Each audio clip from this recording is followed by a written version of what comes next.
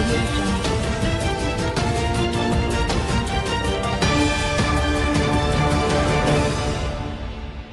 News 24 এর বিকেলের সংবাদে আপনাকে স্বাগতম। শুরুতেই জানিয়ে দিচ্ছি সংবাদ শিরোনাম, পরে থাকবে বিস্তারিত। প্রথমেই জানাবো, বিএনপিকে ধ্বংস করার ক্ষমতা দেশি আন্তর্জাতিক শক্তির নেই, মন্তব্য মির্জা আব্বাসের। এরপরে জানাবো, ভোট শেষে ফেরার পথে কর্মকর্তাদের গাড়িতে আগুন, অর্ধশত গুলি। জানাবো, ২,৫০০-এর সহিংসতা, ২ ওয়ার্ডের নির্বাচন স্থগিত। থাকছে রাজৈরে নির্বাচন পরবর্তী সংঘর্ষে আহত ৫০, বাড়িঘর ভাঙচুর, লুটপাট ও অগ্নিসংযোগ। এবং সবশেষে জানাবো, বাউফলে এমপি উপজেলা চেয়ারম্যান গ্রুপের সংঘর্ষে আহত ২০। এতক্ষণ শুনছিলেন সংবাদ শিরোনাম, এবারে বিস্তারিত। বিএনপিকে ধ্বংস করার ক্ষমতা দেশি আন্তর্জাতিক শক্তির নেই, মন্তব্য আব্বাসের।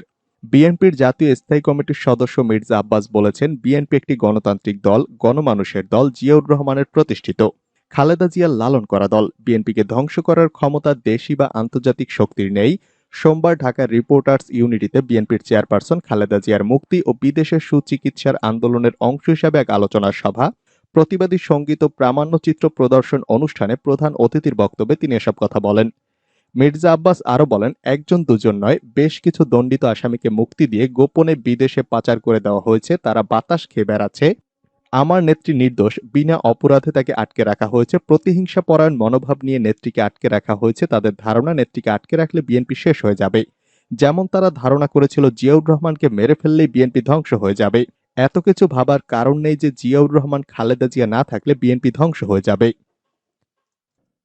ভোট শেষে ফেরার পথে কর্মকর্তাদের গাড়িতে আগুন, অর্ধশত গুলি।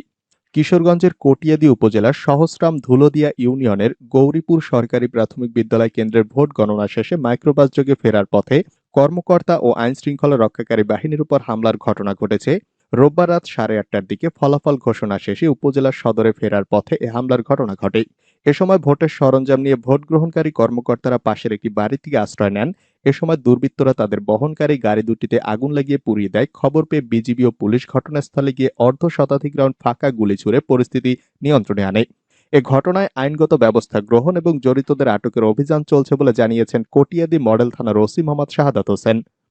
জানা গেছে, সহস্রাম ধুলোদিয়া ইউনিয়নে চেয়ারম্যান পদে মোট 5 জন প্রার্থী প্রতিদ্বন্দ্বিতা করেন। নির্বাচনে আওয়ামী লীগ মনোনীত প্রার্থী বর্তমান চেয়ারম্যান মোহাম্মদ আবুল কাশেম আকন চেয়ারম্যান পদে নির্বাচিত হয়েছেন।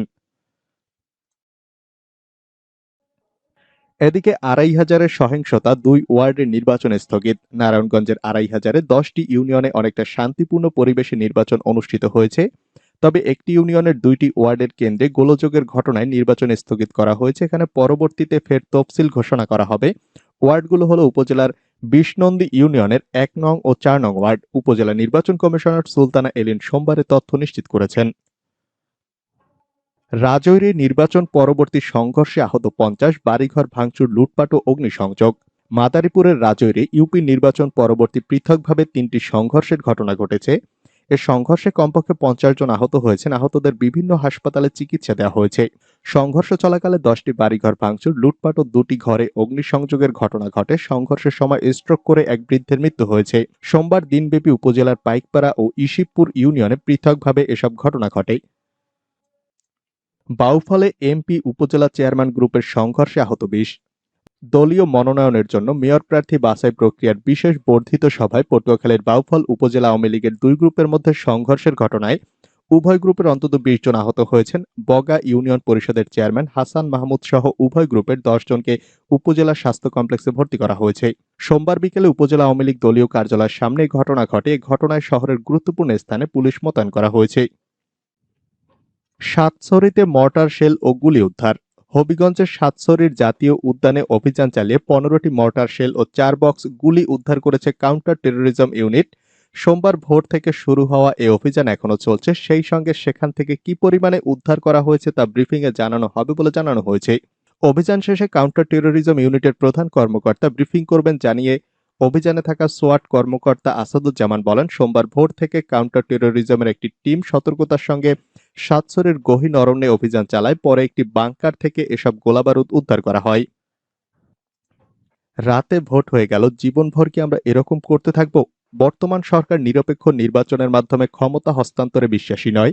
রাতের অন্ধকারে নির্বাচন হয়ে যাবে, এভাবে আর চলতে দেওয়া যায় না। জাতীয় প্রেস ক্লাবে সোমবার জাতীয় সমাজতান্ত্রিক দলের আয়োজিত এক অনুষ্ঠানে বক্তারা এসব কথা বলেন। এতে বিদ্যমান রাজনৈতিক সংকট নিরসনে জাতীয় সরকারের প্রস্তাব তুলে ধরেন জেএসডির সভাপতি আসম আব্দুর রব। অনুষ্ঠানে আসম আব্দুর রব বলেন, আমি উপলব্ধি করেছি এই জাতিকে বাঁচানো দরকার, এজন্য জাতীয় সরকারের প্রস্তাবনা দিয়ে আলোচনার সূত্রপাত করেছি। তার প্রস্তাব অনুযায়ী জাতীয় সরকারের উদ্দেশ্য হবে নির্বাচনের মাধ্যমে নির্বাচিত জনপ্রতিনিধিদের কাছে ক্ষমতা হস্তান্তর করা, স্বাধীন নির্বাচন কমিশন প্রতিষ্ঠা করা, রাজবন্দীদের মুক্তি দেওয়া, সব গায়েবী মামলা প্রত্যাহার করা, আইনের শাসন ও বিচার বিভাগের স্বাধীনতা নিশ্চিত করা। সংঘর্ষে বিএনপির সমাবেশ পণ্ড, ছুরিকাঘাত, যুবদল নেতাসহ আহত 10। পাবনায় সাবেক প্রধানমন্ত্রী ও বিএনপি চেয়ারপারসন বেগম খালেদা জিয়ার সুচিকিৎসা এবং মুক্তির দাবিতে আয়োজিত বিক্ষোভ সমাবেশে চরম হট্টগোল এবং সংঘর্ষের ঘটনা ঘটেছে। সংঘর্ষের সময় জেলা যুবদলের সাবেক সাংগঠনিক সম্পাদক মনির হোসেন মনির সহ কমপক্ষে 10 জন আহত হয়েছেন। ছুরিকাঘাতে গুরুতর আহত মনিরকে প্রথমে পাবনা জেনারেল হাসপাতালে ভর্তি করা হয়, পরে অবস্থার অবনতি হলে তাকে রাজশাহী মেডিকেল কলেজ হাসপাতালে রেফার করা হয়। সোমবার বিকেল 5টার দিকে শহরের লাহিড়ীপাড়ার জেলা বিএনপি কার্যালয় প্রাঙ্গণে আয়োজিত সমাবেশে প্রধান অতিথির বক্তৃতার সময় এ ঘটনা ঘটে। এ সময় সমাবেশে চরম নৈরাজ্যকর পরিস্থিতির সৃষ্টি হয়। সমাবেশ পণ্ড হলেও স্থানীয় ও কেন্দ্রীয় নেতাদের হস্তক্ষেপে পরিস্থিতি শান্ত হয় এবং প্রধান অতিথি ও সভাপতির বক্তব্য শেষ করেন। আওয়ামী লীগের বিকল্প আওয়ামী লীগেই মন্তব্য তথ্যমন্ত্রীর। আওয়ামী লীগের বিকল্প আওয়ামী লীগেই, অন্য কোনো বিকল্প নেই এবং ইউনিয়ন পরিষদ নির্বাচনে সেটি উঠে এসেছে বলে মনে করেন তথ্যমন্ত্রী ও আওয়ামী লীগের যুগ্ম সাধারণ সম্পাদক হাসান মাহমুদ। সোমবার সচিবালয়ে তথ্য মন্ত্রণালয়ের সমসাময়িক বিভিন্ন বিষয় নিয়ে সাংবাদিকদের সঙ্গে আলাপকালে হাসান মাহমুদ একথা বলেন। কয়েক ধাপে চলা ইউনিয়ন পরিষদ নির্বাচন নিয়ে করা এক প্রশ্নের জবাবে তথ্যমন্ত্রী বলেন, চতুর্থ ধাপের নির্বাচন হওয়ার পর দেখা যাচ্ছে বেশিরভাগ ক্ষেত্রে আওয়ামী লীগের প্রার্থীরাই জয়লাভ করেছেন। এর পরের অবস্থান হচ্ছে আওয়ামী লীগের বিদ্রোহী প্রার্থীদের, অর্থাৎ যারা দলীয় মনোনয়ন পাননি তারপরও আওয়ামী লীগের বিভিন্ন পদ থেকে নির্বাচন করেছেন, তাদের মধ্যেও ব্যাপক সংখ্যক জয়লাভ করেছেন। যুক্তরাষ্ট্র থেকে বাংলাদেশের রিজার্ভ সরিয়ে নিতে আইনি নোটিশ। বাংলাদেশের বৈদেশিক রিজার্ভ যুক্তরাষ্ট্রের ফেডারেল রিজার্ভ ব্যাংক থেকে নিরাপদ কোনো দেশে সরিয়ে নিতে অর্থ পররাষ্ট্র মন্ত্রণালয় ও বাংলাদেশ ব্যাংকে আইনি নোটিশ পাঠানো হয়েছে। সোমবার সুপ্রিম কোর্টের আইনজীবী মোহাম্মদ মাহমুদুল হাসান অর্থ ও পররাষ্ট্র মন্ত্রণালয়ের সচিব এবং বাংলাদেশ ব্যাংকের গভর্নরকে এ নোটিশ পাঠান। নোটিশে বলা হয়, বর্তমানে বাংলাদেশ ভূ রাজনৈতিকভাবে অত্যন্ত গুরুত্বপূর্ণ হয়ে উঠেছে, যার দরুন বাংলাদেশের বিরুদ্ধে আন্তর্জাতিকভাবে ষড়যন্ত্র হচ্ছে। বর্তমানে র্যাবের উপর মার্কিন নিষেধাজ্ঞা আন্তর্জাতিক ষড়যন্ত্রের অংশবিশেষ। বিভিন্ন দেশকে চাপে রাখার জন্য তাদের অর্থ বাজেয়াপ্ত করা যুক্তরাষ্ট্রের নিয়মিত কার্যক্রমের অংশ। এতে আরো বলা হয়, বাংলাদেশের বৈদেশিক মুদ্রার রিজার্ভের উল্লেখযোগ্য অংশ যুক্তরাষ্ট্রের ফেডারেল রিজার্ভ ব্যাংকে সংরক্ষণ করা হয়। ভবিষ্যতে সংরক্ষিত রিজার্ভ বাজেয়াপ্ত হওয়ার আশঙ্কা রয়েছে। এরূপ হলে বাংলাদেশের অর্থনীতি ধ্বংস হয়ে যাবে এবং জনগণকে অবর্ণনীয় কষ্টের সম্মুখীন হতে হবে।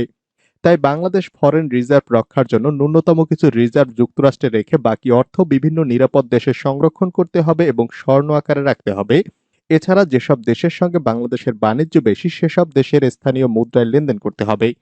নোটিশে ৩০ দিনের মধ্যে বাংলাদেশের বৈদেশিক রিজার্ভ রক্ষায় প্রয়োজনীয় পদক্ষেপ নিতে বলা হয়েছে, অন্যথায় হাইকোর্টে রিট করা হবে বলে নোটিশে উল্লেখ করা হয়েছে।